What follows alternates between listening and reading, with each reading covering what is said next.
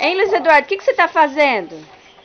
Cortando macarrão. Cortando macarrão aonde? Aqui, secador.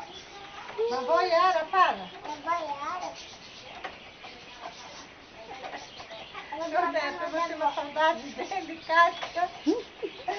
Meu Deus, que saudade. Já tô com saudade dele. Olha, Eu vou pegar também. olha, ó. Um macarrãozinho feito em casa, Kátia. Que delícia. Também. Aí.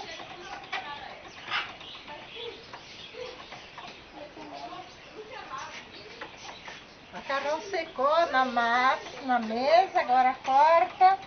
Depois cozinha ele e tempera com bastante molho e queijo. Macarrão italiano. Cadê aquela louca?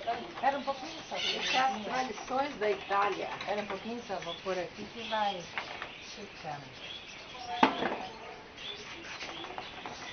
Pontinha assim, tem que ser a pontinha assim. Ó. Isso eu. Então vai. É do meu.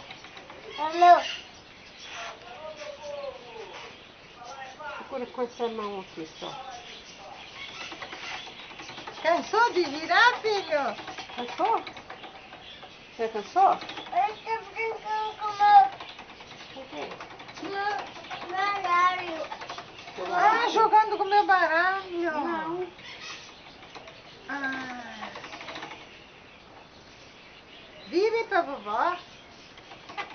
Não, você não, que é o meu. Então tá. Aqui, filhinha, aqui.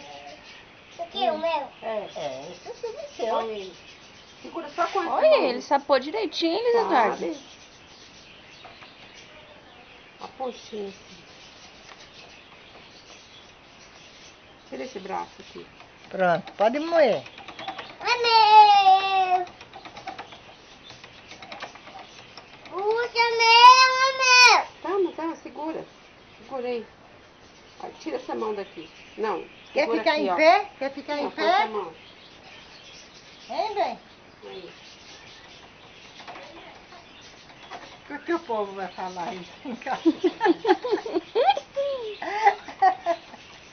Solta, Não filho. tá girando, ele não solta. Solta. Uai, como é que ele vai cortar? Não corta, você tá Ó, segurando. tem outro aqui, pega esse agora. Aí, agora ele